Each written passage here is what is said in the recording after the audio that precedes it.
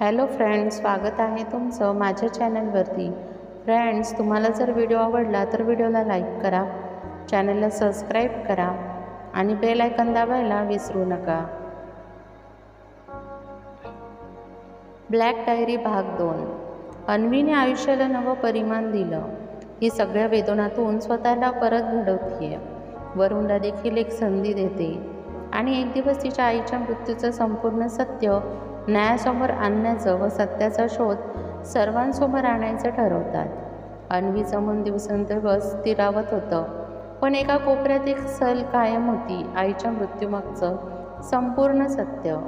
वरुणचे बाबा म्हणजे संजय पाटील यांची डायरी, त्या नोंदी आणि आजोबांची चिठ्ठी हे सगळं एकमेकांशी जुळत नव्हतं। एक दिवस अन्वीने निर्णय घेतला, ज्याचं उत्तर मला मिळालंच पाहिजे। ते म्हणजे आईचं अपघाती निधन खरंच अपघात होता का? ती फाईल वरून एका दिवशी कामावर गेला असताना अन्वीने त्याच्या कपाटातील एक जुनी फाईल काढली। त्यात संजय पाटील यांचे काही व्यवसाय व्यवहार, काही जमीन खरेदीचे दस्तऐवज आणि एक जुना USB ड्राईव्ह होता।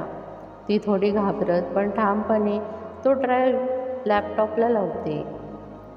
त्यात एक व्हिडिओ होता, दिनांक 15 ऑगस्ट 2011 रोजीचा। व्हिडिओ सुरू होतो, संजय पाटील कोणासोबत तरी गरमागरम वाद घालत होते। सविता, मी तुझ्यासाठी इतकं केलं आणि तू माझ्यावर विश्वास ठेवत नाहीस? सविता ताईंचा थरथरता आवाज येतो। संजय, हे सगळं थांबव, मी तुझं खरं रूप पोलिसांपर्यंत पोहोचवणार आहे। तू फक्त जमीन बळकावण्यासाठी माझा नवरा संपवणार होतास आणि आता माझ्याकडून सही घेणार।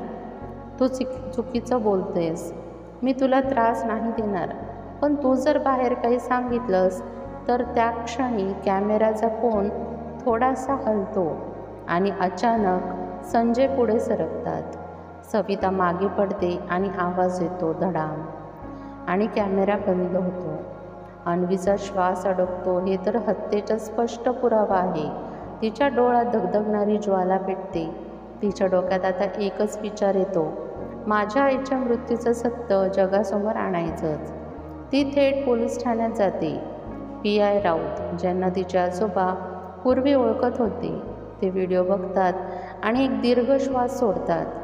बाळ, हे केस आता जुने झाले आहेत आणि आरोपी देखील मरण पावलेला आहे, पण तुझ्या आईचं नाव न्यायाच्या पुस्तकात कायम स्वरूपी नोंदवायला हे पुरावे पुरेसे आहेत। आम्ही न्यायालयात रिट पिटिशन दाखल करू। अन्वीचा डोळा पाणावतो, पण ओठांवर स्मित हसतं। आई, तू गमावलीस, पण मी नाही। मी तुझं नाव न्याय मिळेपर्यंत सोडणार नाही। त्या रात्री वरुण घरी येतो। त्याच्यासमोर अन्वी बसलेली असते। टेबलावर USB ठेवलेला असतो।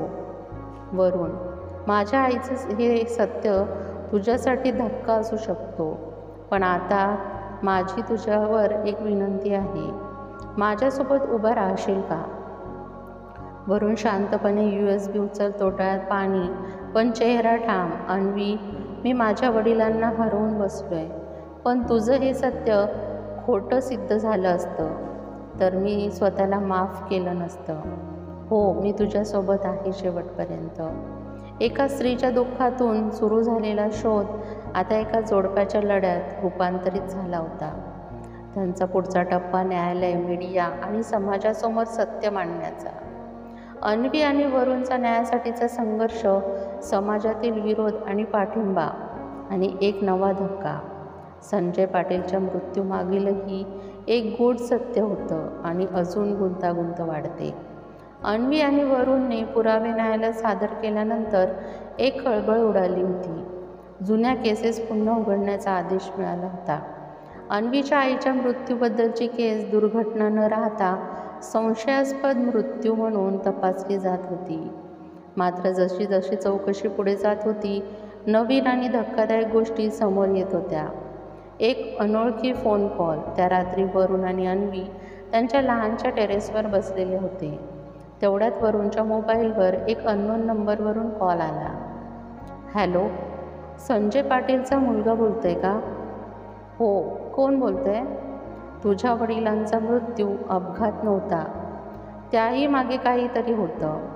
पण ते सांगण्यासाठी मला सुरक्षित जागा लागेल. उद्या रात्री 8ला जनाईवाड्याजवळ ये एकटाच. आणि कॉल कट होतो. वरुण आणि अन्वी एकमेकांकडे बघतात. हा तर बाबांच्या मृत्यूबाबत बोलतोय, म्हणजे आईच्या केसप्रमाणे बाबांच्याही मृत्यूचं काही गूढ होतं.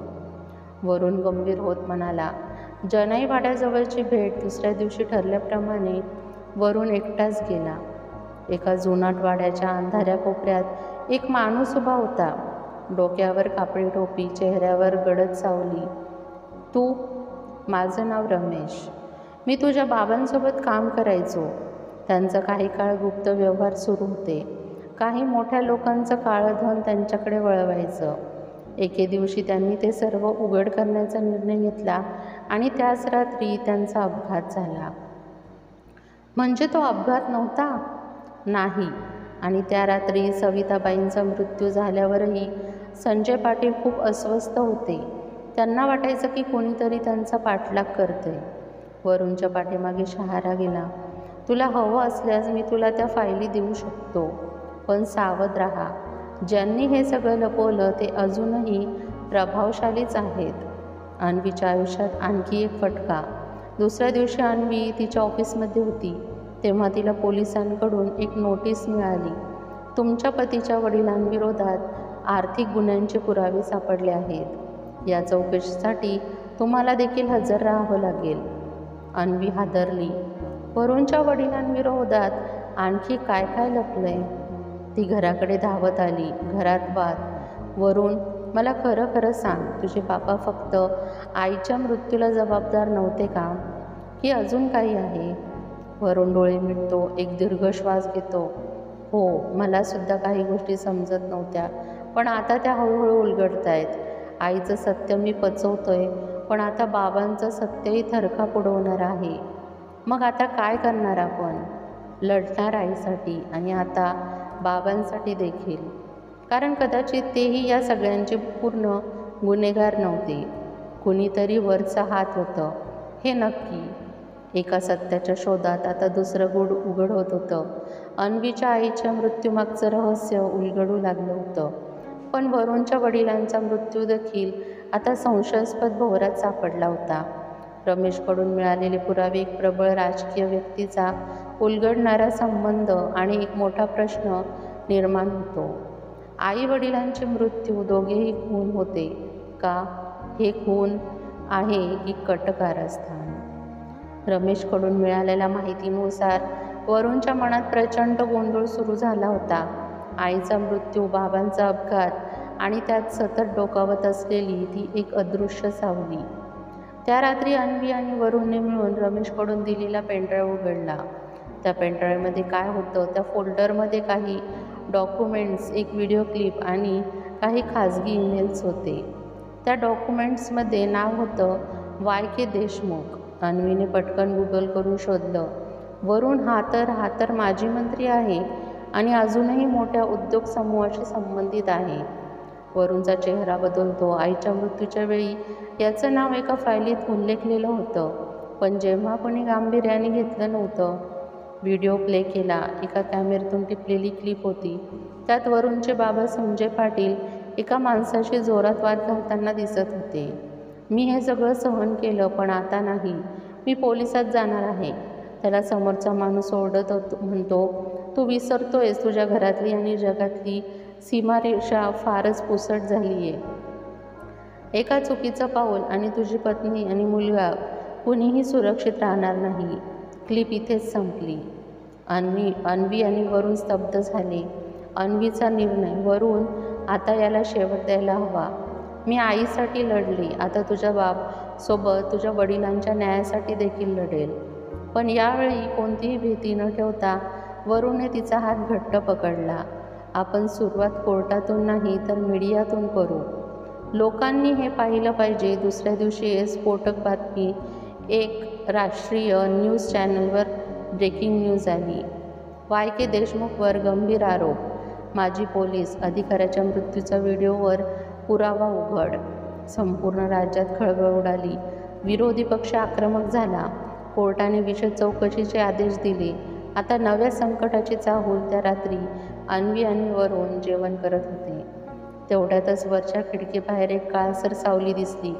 कोणीतरी त्यांचं घर टिपत होतं. वरुण लगेच बाहेर धावला, पण कोणी दिसलं नाही. बाहेर फक्त एक पुडीत गुंडाळलेला कागद सापडला. थांबा इथेच, नाहीतर पुढचं नाव तुमच्यापैकी कोणाचं तरी असेल. अन्वी आणि वरुण एकमेकांकडे पाहिलं. भीती पण निर्धार अजूनही डोळ्यात होता. या गटात वरुणच्या आईचा मृत्यू, नवा पैलू, एक जुना मित्र शत्रू समोर येतो आणि एक रहस्यमय फाईलची उकल ज्यामध्ये असतो ब्लॅक डायरी, ज्यात अनेक बड्या नावांचे कच्चे चिठ्ठ्या असतात. ब्लॅक डायरीमधील अंतिम सत्य हेच होतं की रेड स्टोन फार्म हाऊसमधून वरुण आणि अन्वी मरणाच्या सावलीतून निसटत सुरक्षित ठिकाणी पोहोचले. ब्लॅक डायरी आता त्यांच्या ताब्यात होती, पण ती फक्त एक वही नव्हती, ती होती सत्याचा जिवंत पुरावा. अन्वी, ही डायरी आपण पोलिसांकडे द्यायची का, की थेट मीडियाला? अन्वी शांतपणे म्हणाली, पोलिसांमध्ये कुणावर विश्वास ठेवायचा? याच डायरीत त्यांचाही उल्लेख आहे. हे सत्य फक्त एका जिवंत आवाजातून लोकांपर्यंत पोहोचू शकतं. तूच तो आवाज आहेस वरुण. वरुणने मान हलवली. तो तयार होता. मीडिया कॉन्फरन्स दुसऱ्या दिवशी वरुणने संपूर्ण डायरीची सॉफ्ट कॉपी तयार करून प्रमुख पत्रकारांना पाठवली. एका मोठ्या प्रेस कॉन्फरन्समध्ये त्यांनी सर्व काही मोकळेपणाने उघड केलं. ही डायरी माझ्या वडिलांनी लिहिली आहे. पोलीस अधिकारी प्रदीप पाटील. त्यांनी आपल्या प्राणांची बाजी लावून ही माहिती साठवली आणि शेवटी त्यांचंच बलिदान दिलं. मी कोणालाही बदनाम करायला हे करत नाही, पण जे खरं आहे ते समोर येणं गरजेचं आहे. माझी आई, माझे वडील दोघंही या भ्रष्ट व्यवस्थेच्या बळी पडले आहे. आता वेळ आहे की लोकांनी सत्य समजून घेतलं पाहिजे. फटाक्यांसारखा स्फोट. त्या रात्रीपासून सगळे news channels, social media, paper सगळीकडे एकच चर्चा होती, ब्लॅक डायरी. काही बड्या नावांवर लगेच गुन्हे दाखल झाले. काही जण परदेशात पळाले, काहींनी आत्महत्या केली आणि काही, जे सर्वात शक्तिशाली होते, ते गुप्त पद्धतीने बेपत्ता झाले. तो मास्टरमाइंड कोण होता? डायरीत शेवटचं नाव होतं योगराज करमकर, राजकीय गुरु, उद्योग जगात छुपा सम्राट आणि माझ्या पत्नीच्या अपघातामागचा सूत्रधार. पण योगराजला अटक होण्याआधीच तो गायब झाला. वर्षानंतर वरुणने एका NGOची स्थापना केली, सत्यवेदना. अन्वी त्याच्यासोबत होती. तिच्या पत्रकारितेच्या ताकदीने त्यांनी अनेक गुन्हे उघडीस आणले. सत्यासाठी उभं राहणाऱ्या तरुणांना त्यांनी एक व्यासपीठ निर्माण करून दिलं. त्यांचं काम राज्यभर गाजू लागलं. आजीचं हसू पाहून अन्वी म्हणाली, तुमचं स्वप्न पूर्ण झालं. अस्मिता वरुणचा संसार खूप सुंदर होईल आता. आजीच्या डोळ्यातून अश्रू ओघळले. समाधानाची कथा इथेच संपते. तेव्हा वरुण एका व्याख्यानात बोलत होता, कधी कधी आपल्याला आयुष्यात एक अशी गोष्ट येते जी आपल्याला पूर्णपणे बदलते. माझ्यासाठी ती गोष्ट होती ब्लॅक डायरी. पण खरा बदल तोच असतो जो एका माणसाच्या मृत्यूनंतरही अनेकांच्या आयुष्याला प्रकाश देतो. सत्य जरी उशिरा उघड झालं तरी त्याची ताकद कधीच कमी होत नाही. फ्रेंड्स, तुम्हाला ही कथा कशी वाटली हे कॉमेंटमध्ये नक्की सांगा. व तुम्हाला व्हिडिओ आवडला असेल तर व्हिडिओला लाईक करा, चॅनलला सबस्क्राईब करा आणि बेल आयकॉन दाबायला विसरू नका. व्हिडिओ बघितल्याबद्दल धन्यवाद.